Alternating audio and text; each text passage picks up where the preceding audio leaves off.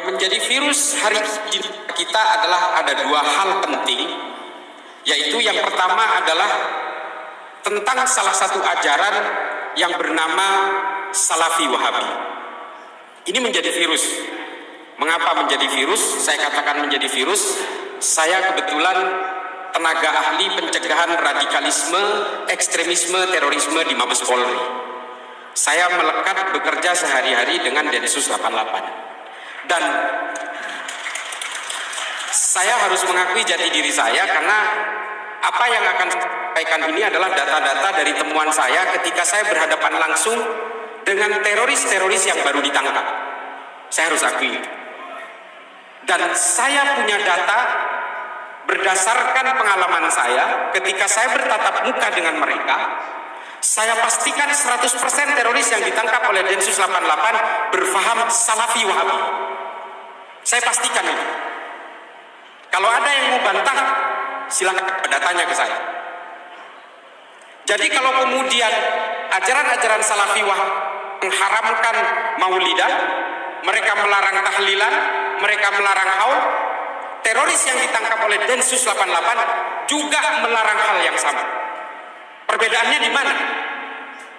Kok seolah-olah ajaran-ajaran dari ustadz-ustadz di Wahabi ini kok kayaknya sejuk-sejuk semua? Pintu pembukanya adalah ustadz-ustadz yang hari ini beredar di media sosial dan juga di televisi. Itu pintu pembukanya.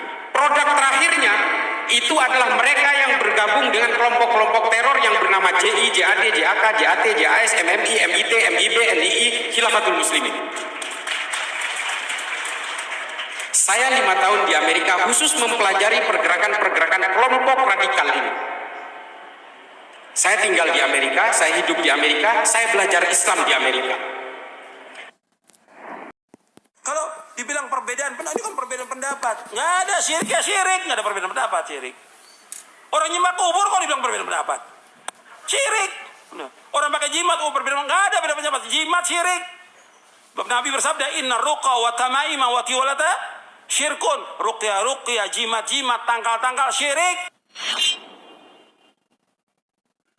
Kita mengikuti jejak yang hak ini dimusuhi.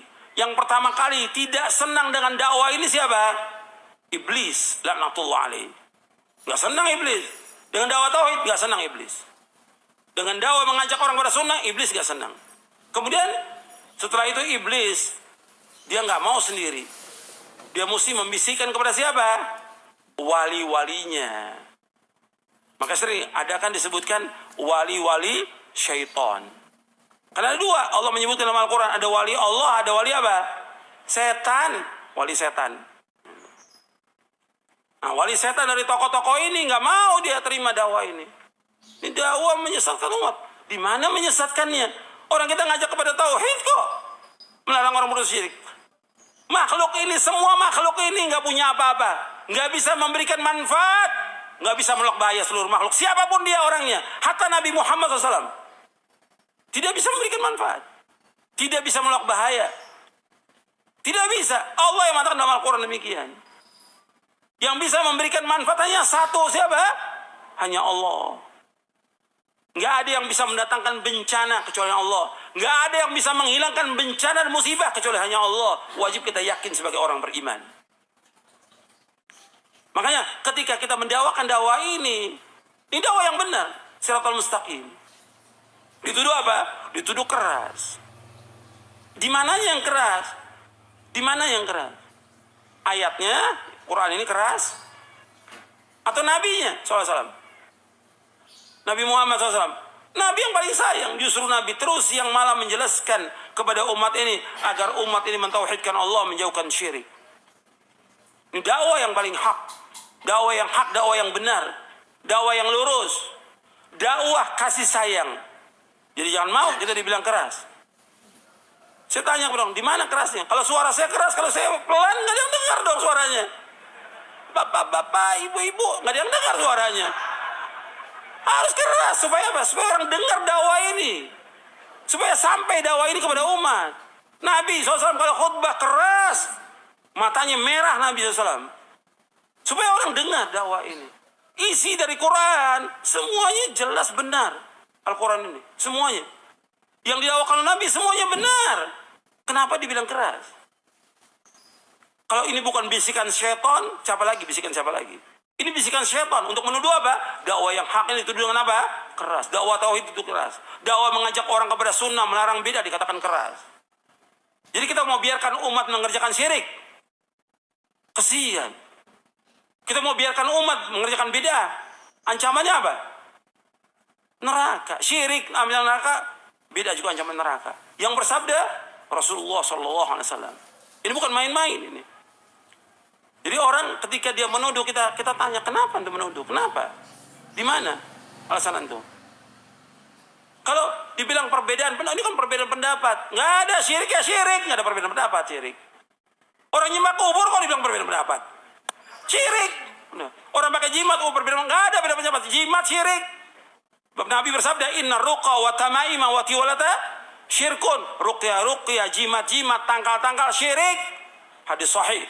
Dari Imam Ahmad, Abu Daud dan yang lainnya.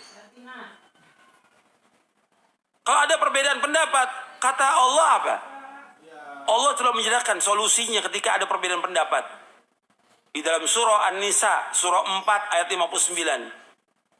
Allah berfirman, ya ayyuhalladzina amanu athi'ullaha wa athi'ur rasula wa ulil amri minkum fa in tanaza'tum fi syai'in farudduhu ila Allahi war rasul in kuntum tu'minu billahi wal yawmil akhir dzalika khairun wa ahsanu ta'wila. Wahai orang beriman, taatlah kepada Allah, taat kepada Rasul dan ulil amri di antara kalian. Apabila kalian berselisih tentang suatu masalah agama, kembalikan kepada Allah.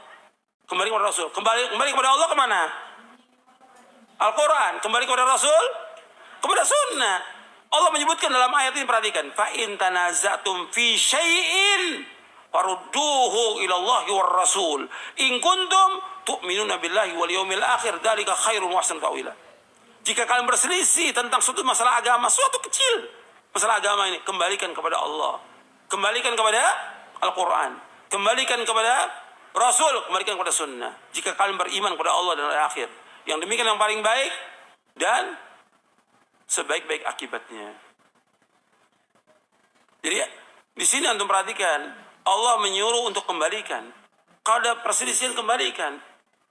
Bukannya kemudian ribut, bukan pengajian dilarang. Pakai ini akal yang waras. Pakai hati yang lapang. Kita umat Islam. Ada masalah apa? Ayo kita diskusi. Kita duduk. Yang mana yang hak kita wajib ikut. Yang batil wajib kita tinggalkan. Ini dalil semua yang kita bawakan dalil dari Quran dan Sunnah. Bukan kemudian orang ngaji dilarang. Orang ngaji di demo.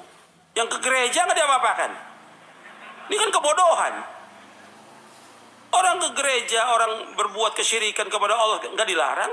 Giliran ngaji menyampaikan Quran dan Sunnah dilarang. Ini kan kebodohan, ketololan ini. Penyesatan umat ini seperti ini. Kita nggak boleh dalam Islam seperti itu. Ini hak, ini kebenaran. Sebagai orang yang beriman, wajib mengimani kebenaran datang dari Allah dan Rasulnya. Al-haqqu min rabbika fala takunanna minal mumtarin. Yang benar datang dari Allah, jangan kamu ragu tentang kebenaran ini. Jangan ragu. Jangan ikuti hawa nafsu. Jangan ikuti kesombongan. Ketika kita ikuti hawa nafsu, ikuti kesombongan, maka pasti sesat, pasti sesat.